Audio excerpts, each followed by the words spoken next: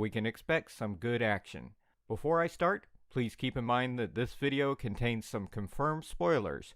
If you don't want to know anything regarding Episode 3, now's your chance to click off this video. If you're still here, then let's get started. The most heroic thing we can do now is look the truth in the face.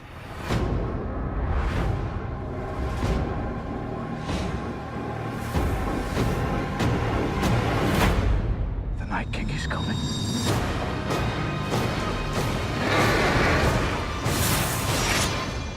The dead are already here. At the end of Episode 2, the Army of the Dead is pretty close to Winterfell, so you might expect the episode to immediately start with a bang, but the battle won't start from the first minute, since the North will take some time to prepare its defenses. Jorah, Brienne, Grey Worm, and Jaime will all be in the front line to defend Winterfell. Before the battle begins, Lord Varys, Gilly, Little Sam, and others will be moved to the crypts of Winterfell for their safety. Tyrion might also be there since Dany ordered him to go, and Davos will be guarding the castle. Now let's talk about the battle. The first big spoiler is that the Night King won't fight. Instead, his commanders, the other White Walkers, will represent him. So this battle is between the living and the White Walkers and the Army of the Dead, and it is going to be really hard for the living due to the numerous losses that are about to happen on their side. Here are some of the characters that are going to die on the battlefield. Kendry will die on the battlefield. Apparently, a White Walker stabs him. However, he will be resurrected by Beric.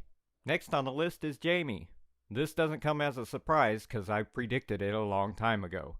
Anyway, Jaime is no longer the fighter he once was, and he has escaped death for multiple times now. Bronn usually sticks around him to watch his back, but sadly, this time he won't be around to save him.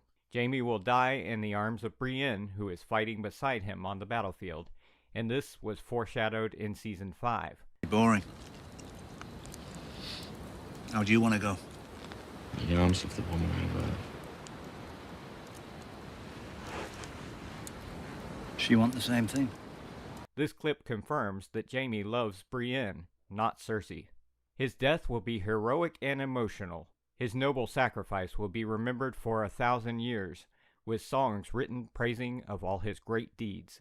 Next on the list is Jorah, who is also going to sacrifice his life in order to save everyone.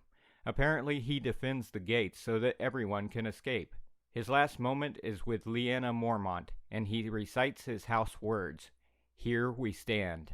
Jorah will die at the end of the battle when the living have no other option except to flee, because by this time the living will have lost Winterfell. For those who are anticipating Melisandre's return, it is confirmed that she doesn't appear in this episode. You'll have to wait for the next one. If you're anxious to know about the characters that are going to survive, here is the list. Sansa, Arya, Bran, Samwell, Davos, Brienne, Grey Worm, Jon, and Dany, they all live. A lot of Arya Stark fans will be relieved hearing this, since in the trailer we've seen her running in the halls of Winterfell with her face partially covered in blood. A lot of people thought she might die. As for Theon, Lord Varys, and our beloved Giantsbane, all of their fates are shrouded in mystery. Theon, who is guarding Bran at God's Wood, I don't know whether he will survive this battle. There is a pretty good chance that Lord Varys will be killed, since his death was foreshadowed in Season 7. Post-battle, Jon and Dany are burning the bodies of the dead. Suddenly, the Golden Company arrives and starts to attack them. They also manage to hit Jon's dragon with a scorpion. For those who don't remember, this is a long-ranged artillery weapon resembling mounted large crossbows. It is the same old weapon that Bronn used to attack Drogon in Season 7.